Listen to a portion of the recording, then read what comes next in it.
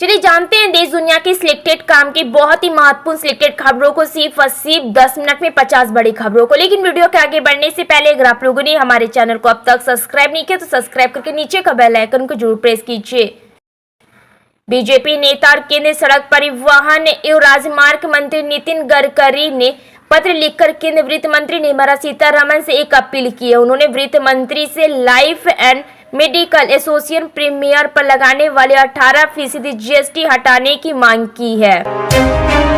हिमाचल प्रदेश की मंडी से सांसद कंगना रनौत ने लोकसभा में नेता प्रतिपक्ष राहुल गांधी को लेकर एक विवादित बयान दिया है, जिस पर कांग्रेस के साथ साथ सोशल मीडिया पर भी लोग भड़क गए हैं।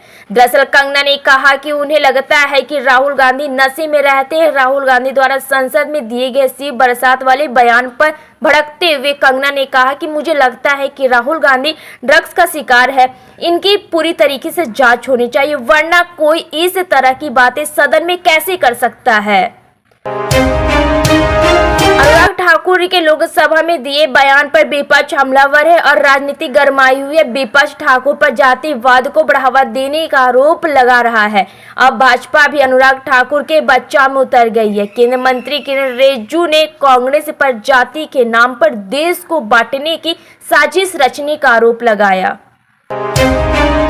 लोकसभा चुनाव के बाद संसद में राहुल अखिलेश की जोड़ी सत्ता पक्ष पर भारी पड़ती दिख रही है। लोकसभा में भाजपा सांसद अनुराग ठाकुर ने जब राहुल गांधी की जाति को लेकर निशाना साधा, तब सपा मुखिया अखिलेश यादव अपनी सीट से उठकर अनुराग ठाकुर के बयान पर आपत्ति जताते हुए जमकर हमला बोला। लोकसभा में जाति जनगणना को लेकर कांग्रेस और भाजपा में हुई तीखी बहस को लेकर गुरुवार को बहुजन समाजवादी पार्टी बसपा की राष्ट्रीय अध्यक्ष मायावती ने अपनी प्रतिक्रिया दी है। उन्होंने कहा कि जाति जनगणना को लेकर भाजपा कांग्रेस नाटकबाजी कर रही है। यह देश का एक गंभीर मुद्दा है। राजेंद्र नगर में एक कोचिंग स्थान में भीषण जल भराव के कारण 3 छात्रों की मौत के बाद दिल्ली की मंत्री आतिशी ने कहा कि एमसीडी की अंतिम जांच रिपोर्ट आ गई है। कांग्रेस संसदीय दल की अध्यक्ष सोनिया गांधी ने केंद्रीय बजट, मणिपुर हिंसा, जाति जनगणना, जम्मू कश्मीर में हाल ही में हुए हमलों सहित अलग अलग मुद्दे पर केंद्र सरकार को घेरने में लिया है। सोनिया गांधी ने कांग्रेस की एक बैठक को संबोधित करते हुए कहा कि मोदी सरकार भ्रम में है और लोकसभा चुनाव में अपने खराब प्रदर्शन के बाद भी उससे सबक नहीं लिया। इस मौके पर सोनिया गांधी ने वायनाड में हुए भूस्खलन में मारे गए लोगों के परिवारों के प्रति अपनी संवेदना व्यक्त की है। मध्य प्रदेश के जूनियर डॉक्टरों द्वारा लगातार स्टाइपेंड को लेकर किए जा रहे आंदोलन के बाद सरकार ने इसमें इजाफा करने की कोशिश की है। अब जूनियर डॉक्टरों को 1 अप्रैल 2024 से निर्धारित स्टाइपेंड की राशि बढ़ाकर मिलेगी। प्रदेश सरकार के लोक स्वास्थ्य और चिकित्सा विभाग की ओर से आदेश जारी कर दिया गया है। विधानसभा मानसून सत्र के दूसरे दिन सुभाषपा मुख्य और कैबिनेट मंत्री ओम प्रकाश राजभर ने विपक्ष पर जोरदार हमला बोला। उन्होंने कहा कि विपक्ष से विरोध करने का मन बना लिया है। किसान के घर में चावल होने के बाद भी खेती करता है कि कोई दिक्कत ना। सरकार भी अन्न पूरक बजट लाती है ताकि किसी को कोई दिक्कत ना हो, लेकिन विपक्ष को इसमें भी दिक्कत है। यूबीटी अध्यक्ष और महाराष्ट्र के पूर्व सीएम उद्धव ठाकरे ने मोदी सरकार के सामने शर्त रख दी है। उन्होंने कहा कि उनकी पार्टी के सांसद मोदी सरकार का समर्थन करने के लिए तैयार है। उद्धव ने कहा कि अगर आरक्षण की सीमा 50% से ज्यादा करने के लिए कोई कानून पेश किया जाता है तो मेरे संसद इसका समर्थन करेगा।